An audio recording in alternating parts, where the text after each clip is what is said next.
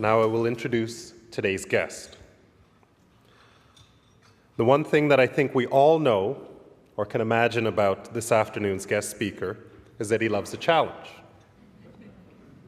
eHealth Ontario is recovering from a very intense period of scrutiny and soul-searching.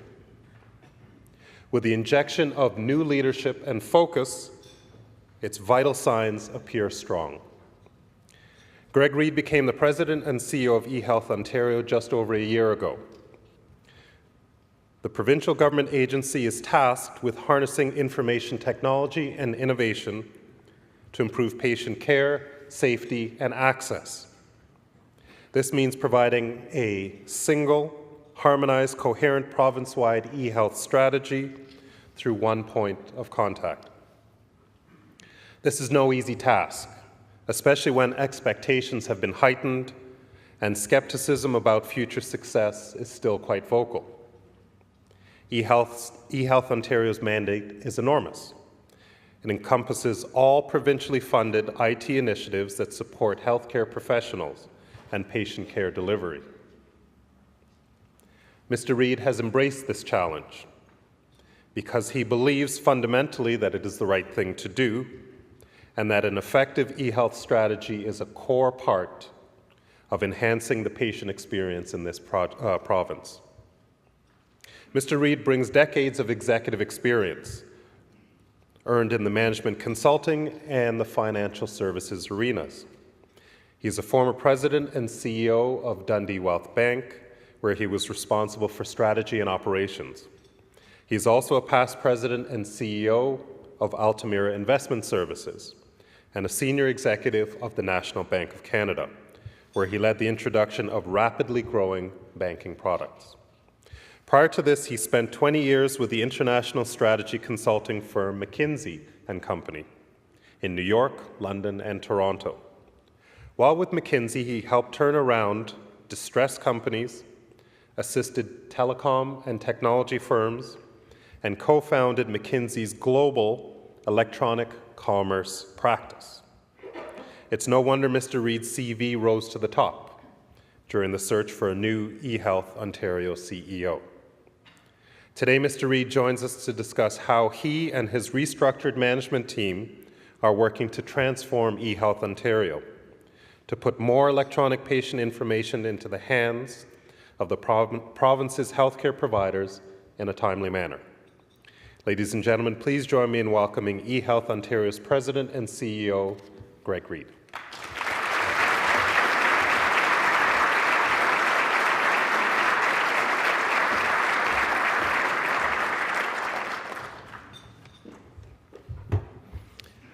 Thank you, Nick, for that very kind introduction. Good afternoon, ladies and gentlemen. It is a real privilege to be able to stand before you today at the Canadian Club. This has been a venue for discussion of important public topics for over a century, and it's a privilege to be able to speak to you here today. Now, as Nick mentioned, I became the new president and CEO of eHealth Ontario just over a year ago, appointed as I was last year on April Fool's Day. I've now been in the role for 1 year, 1 month, and 15 days. And I don't know, I may be coming up on a long service award. So I think this is a good time to talk about how an electronic healthcare system can improve the quality of care and the access to care for 13 million Ontarians. And this afternoon, I'd like to pose an attempt to answer 3 questions. One is, well, what is electronic healthcare, and why is it so important? The second is, what is eHealth Ontario's strategy for trying to implement electronic healthcare in the province? And then the third is, how is eHealth progressing? What will patients see, and when will they see it? Now, as I start, I would like to acknowledge 4 special guests at the head table who Nick has just introduced you to. One is Jonathan Gus, the CEO of the Ontario Medical Association, representing 24,000 physicians in the province. The OMA are our delivery partners in the process of wiring up doctors' offices so that they're using electronic medical records. They're doing an outstanding job at that, and we now have more than half of our primary care providers either using electronic records or in the process of implementing them. And we've gained greatly from that partnership and from your advice. Dr. Doris Grinspun heads the Registered Nurses Association of Ontario. She represents 116,000 nurses. And Doris and her colleagues have been very helpful to us in looking at patient care through the eyes of nurses, who after all are very important frontline providers. And we've learned a great deal in that dialogue in understanding what kinds of electronic tools nurses need to be able to provide better care. Camille Orridge is the CEO of the Toronto Central LHIN, and in this and in previous roles has been an untiring advocate for pushing better quality health care to the front lines and for the role that electronic health records can play in doing that. And Dr. Jack Kitts from the Ottawa Hospital. The Ottawa Hospital has done a number of very innovative things with electronic health records, and they've actually been an extraordinary partner for us over the past year as we have tried out some of our new systems and modules of capability. Right now, there are over 200 clinicians in Ottawa who are working with OLIS, the Ontario Lab Information System, which right now contains over half the lab results in the province of Ontario in electronic form. That's a very important pilot, and as we work the kinks out, we'll be looking for ways to roll that out to all practitioners in the province as soon as we can. So thank you all for being here and for your support over the past year. So let's turn to the first question, which is what is electronic health care and why is it so important? And I'd like to start with two stories. Something that's happened over the past year is that from time to time people say, so what do you do for a living? And I say, well, I'm the new president of eHealth Ontario. And they say something just like what Nick said, boy, you must really like a challenge. In fact, that's one of the more enabling things they say. The second comment, though, is invariably something like, oh, listen, I have to tell you what happened to my uncle last year, or to my mother, or to our son. And what follows is one of a list of pretty distressing stories about close encounters with our paper-based electronic healthcare system. And I'm going to share just two of them with you. One was a woman who said to me that she and her brother shared responsibility for taking care of their elderly father. And it was necessary to take him into the hospital for an exhaustive full-day battery of tests. And her brother said, well, I'll take the day off and I'll take Dad in. And they wheeled him around the hospital and he had all of these tests. And a few days later, they got a phone call saying that more tests were required. And she said, well, fine, this time I'll take the day off, I'll do it. She wheeled her father around the hospital. And during the day, her father kept saying, you know, I think I've been here before. I think maybe they did that one before. And she said, oh, Dad, you know how confused you get. And they found out a short while later that their father was right. He had been sent back to the very same hospital to have the very same series of tests administered one after the other. And it was simply because one of his doctors had no idea what another of his doctors were doing. A second story was from a man who rushed his 82-year-old father to the hospital, found that he had rapidly advancing pneumonia. And his father had been in frail health for a number of years, and in the course of a day, an emergency, they realized that he probably was not going to be able to get out of the pneumonia despite antibiotics. And he then had with the ER doctor one of those heart-wrenching discussions that I'm sure some of you have had to have, which is when to shift from battling a disease into a regime of palliative care, which might shorten life, but would assure that a loved one is as comfortable as possible in their final hours. And so they agreed on it, and his father was moved up to a ward in the hospital.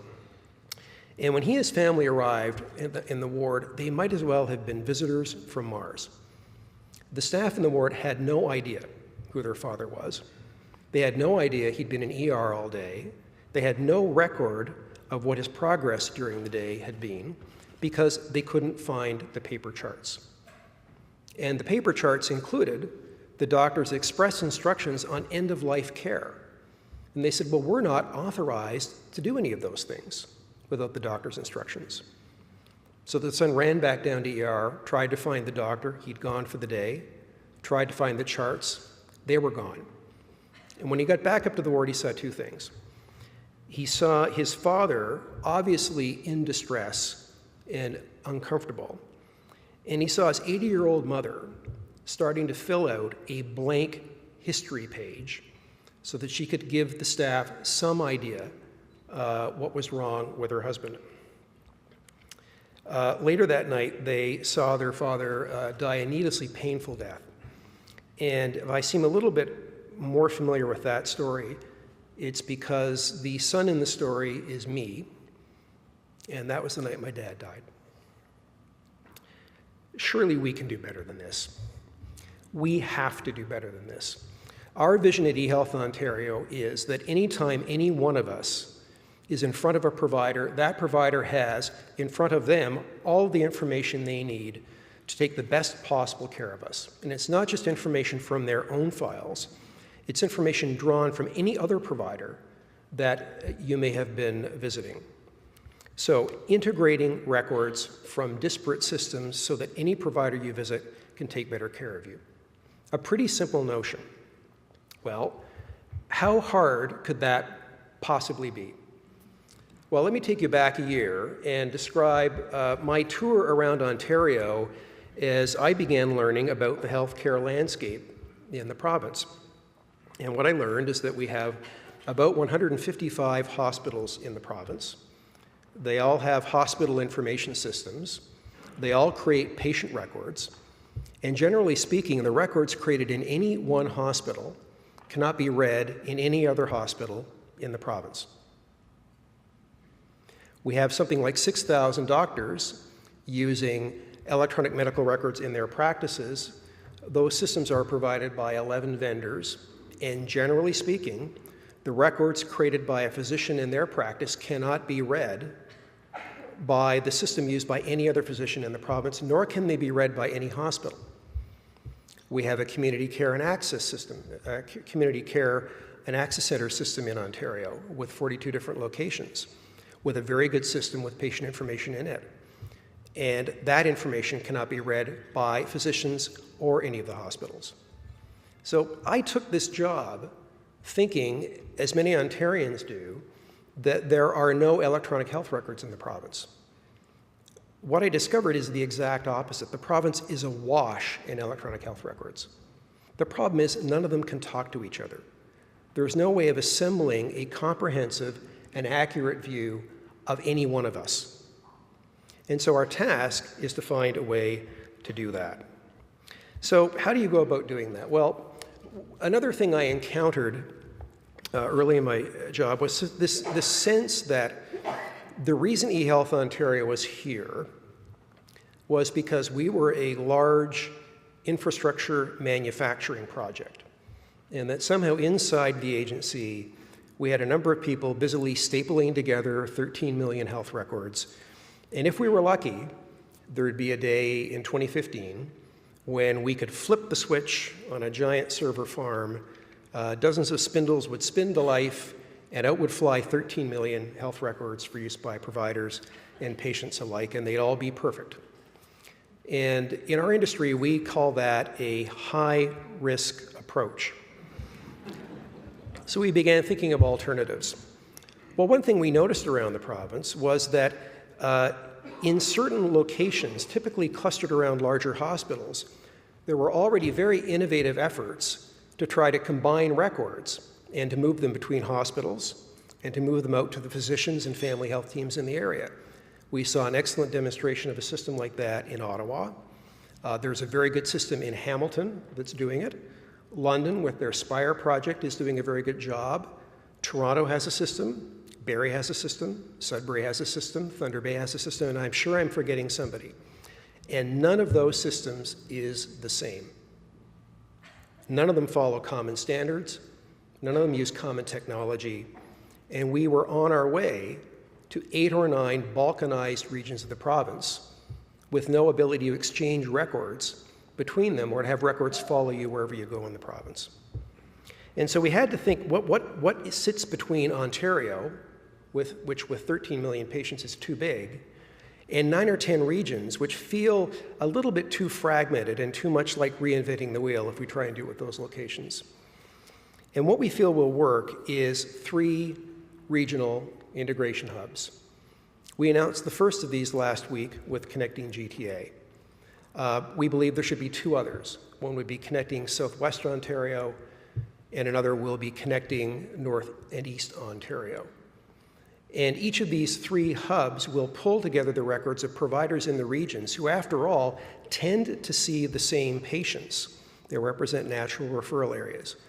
If you are a patient or an Ontarian in Windsor, you probably have a family doctor in Windsor. If you get sick, you probably go to a hospital in the Erie St. Clair area. And if you get really sick, you may go to London Health Sciences. But you're not going to Kingston, and you're not going to Thunder Bay. All the providers in that region have an incentive to want to be able to see more information about each of the patients they care for.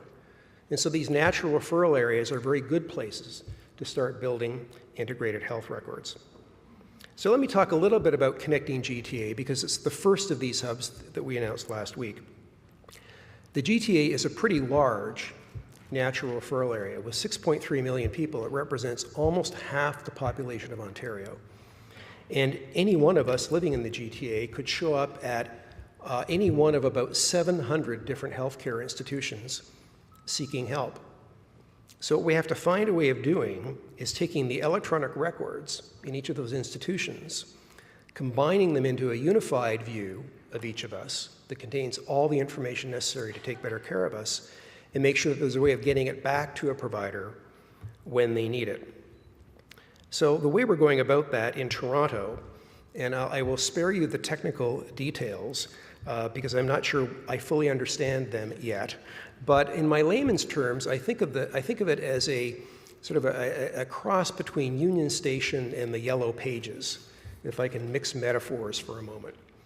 What it means is that we need to be able to reach out to, say, Toronto East General Hospital and pull in a patient record, and against some master template of what all the things an electronic health record for an individual could contain, know where to put that information. And also know where to put information from physicians' files, your history, your annual physicals, the medications you're on, encounters with hospitals, encounters with long-term care. And you can see where all of these things would go into some sort of master template.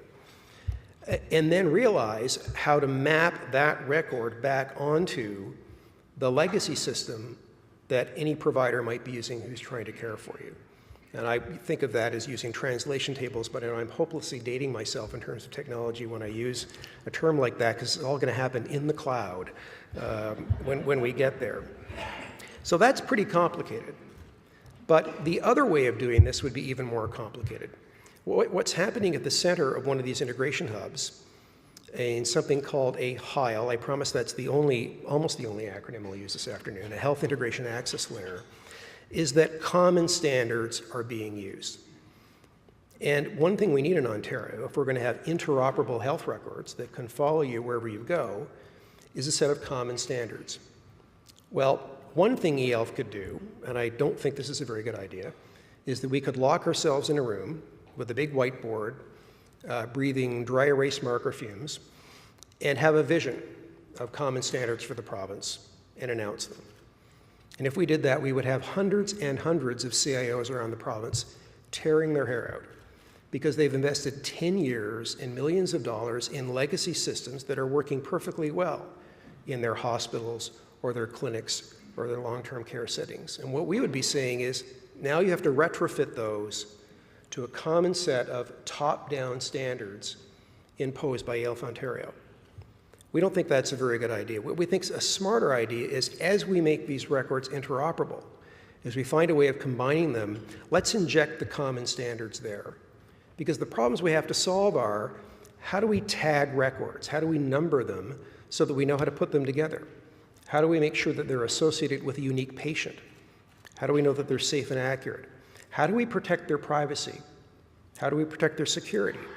How do we make sure that they're only accessed by providers who should be able to look at them? Right now in the province, we have literally hundreds of different ways of numbering medical records. We have all sorts of different ways of figuring out who providers are, who patients are. We have many, many different ways of managing security and privacy. And we will not be able to build a province-wide system that is safe and accurate and secure unless we start to move to some common standards. So connecting GTAs are our opportunity to do that. And what we want to do is do this as an open book exercise with CIOs from around the province involved in the decisions that are made. Because really what we're doing is we're defining the de facto architectural standard for the province. And so we figure out how to number records and how to connect them together and how to attach them to unique individuals and other things. We need CIOs from around the province looking on and saying, yes, that makes sense. We're agreeing now to that becoming a common provincial standard. That will work in southwestern Ontario. That will work in Northeast. So as we build Connecting GTA, we know we'll be building a core which solves the problem of how to make records interoperable. And so when we go to start building Connecting Northeast Ontario or Connecting Southwestern Ontario, that work doesn't have to be done again. We can put that core technology in the middle and say, please don't reinvent the wheel. This is the beginning of common standards, and if you build your hub following those standards, then we know at the end of the day that all the records in the province will be interoperable. And wherever you go in the province, a provider that you present yourself to will be able to look at your record because we found a way of making them move across the province and across many, many different computer platforms. Now, this is obviously a very complicated effort, and it's important that eHealth Ontario work with the smartest people in the province and from without the province in order to get this done. And so at eHealth, really what we're engaged in is a massive outsourcing operation. We are a series of public-private partnerships where we work with best-of-breed healthcare providers, their IT departments, and technology partners. In fact, if you look at the budget of eHealth Ontario, something like 80% of our budget flows straight through the agency and goes out to the private sector. It goes out to the healthcare providers that have the IT departments that are capable of doing these things, and much of it goes out to technology providers that are bringing their experience, much of it gained in other jurisdictions who have already figured out ways of doing this. And so what eHealth does is several things. We establish architectural standards for the province. We write the blueprint or the roadmap for how all this will come together.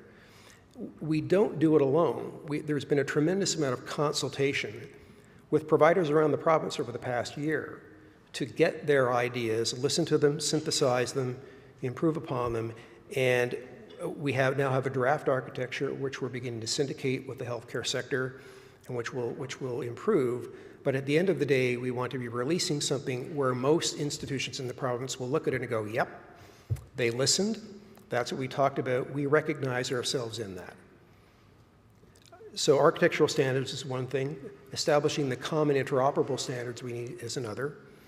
Being a strategic investor is a very important part of what we do. Right now in the province, there are many, many efforts to make records move around and to push them out to providers. But as I mentioned earlier, we're reinventing the wheel in many different places. And that means that we're using tax dollars 8 or 9 times over to solve the same problem in different locations. We simply can't afford to do that anymore.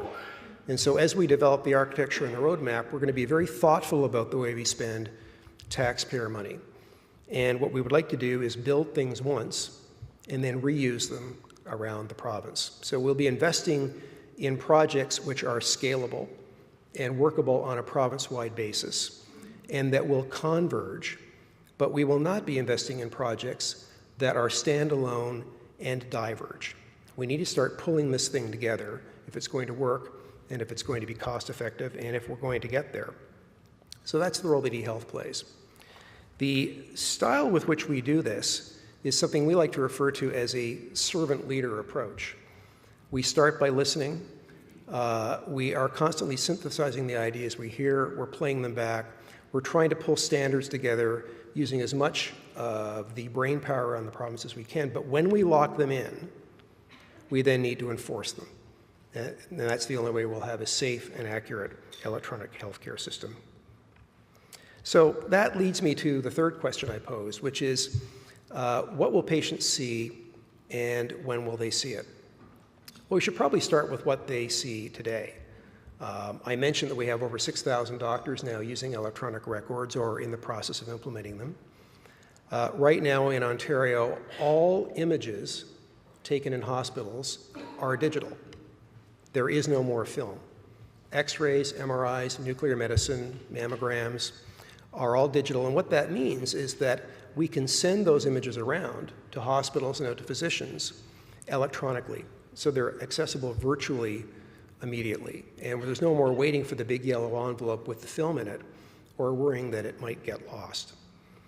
We have a drug profile viewer in most of the emergency rooms of the province. And on that drug profile viewer are the medications prescribed to any senior citizen in the province of Ontario, because they're funded by the Ontario Drug Benefit Program.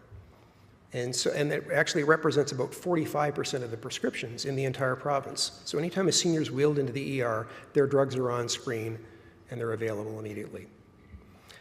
We are using hospital report managers to take important information from hospital stays and push those out to physicians and other providers who are the next stage of care for a patient. So they could be radiology reports, they could be medication changes while in hospital. A very important form of that report is a hospital discharge summary, because it describes what has happened to a patient while they're in hospital and provides their next provider, whether it's their physician or a long-term care home, with better information with which to take care of that patient. Last month, we sent out 140,000 electronic hospital reports to the next provider. Now, we have many, many more that we have to figure out how to do, but that's a good start, and we need to build on that momentum. So what will patients see? Well, I think the main thing they're going to see is that more and more of the providers they visit will have computers in front of them. They'll be using automated tools. What the providers will see is more and more of the patient on the screen. So instead of right now only being confined to the information that has originated inside their practice or inside the four walls of their institution, they'll be able to see a much broader picture of their patient, all of their encounters with the healthcare system, and they'll have the information they need to provide better care at a much lower cost. So this is going to be a massive and complex exercise. That's probably and that's probably an understatement. In order to do it, we need to continue to work on a very strong partnership basis with the healthcare providers of the province and with the technology providers. I would like to think we're off to a good start at that, and that I'm sensing that there's a support for this strategy among the healthcare providers and that they are already beginning to work better together, and we with them. But we certainly need to continue this. There's no way eHealth Ontario can do this on our own. We haven't the skills. For one thing, we don't have the information. Most of the information resides in the files of the many, many different providers around the province. But I believe we can do it. I believe that if we can work as a unified front of healthcare providers and technology providers, galvanized by a common vision that we're going to provide the best quality care as quickly as possible and at the lowest cost possible, that we will get there. Now, at eHealth Ontario, we are deeply honored to be entrusted with so great a responsibility. And here I really would like to acknowledge the new management team at eHealth Ontario and some of our new directors, and they're at tables right there and right there.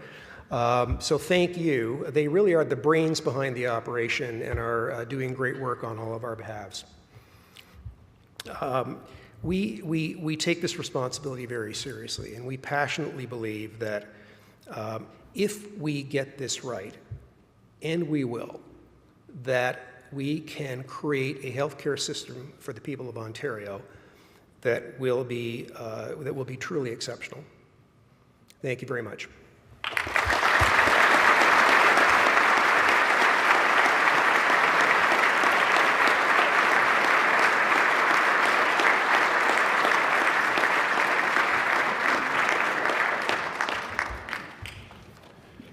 Thank you very much, Greg. I'd like to welcome Alan Odette, past president of the Canadian Club of Toronto, to the podium.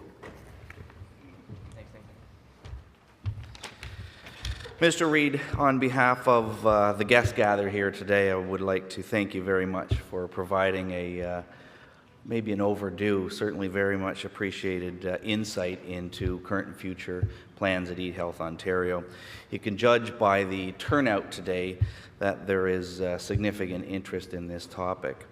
Navigating the complexities of the healthcare system is never easy, and technology can certainly be used to harness an enhanced experience for patients. And I want to thank you for sharing your personal experience with us today, because I think that really is ultimately why we need to move to an integrated health record system.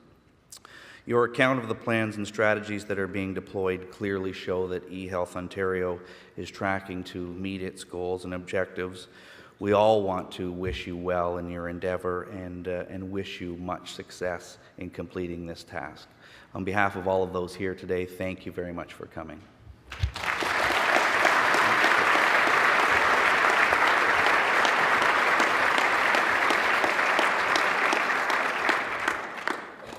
Thank you again, Alan. Thank you, Mr. Reid. And thanks once more to PwC for making this event possible. PwC Canada for making this event possible. Folks, please remember that you can learn more about the Canadian Club of Toronto and purchase tickets to our events at canadianclub.org. This concludes our television programming, which will be broadcast in the days to come on Rogers TV. We are grateful to Rogers TV and 680 News for their ongoing promotion of Canadian Club events. Thanks to all of you in this room for joining us today. This meeting is now adjourned.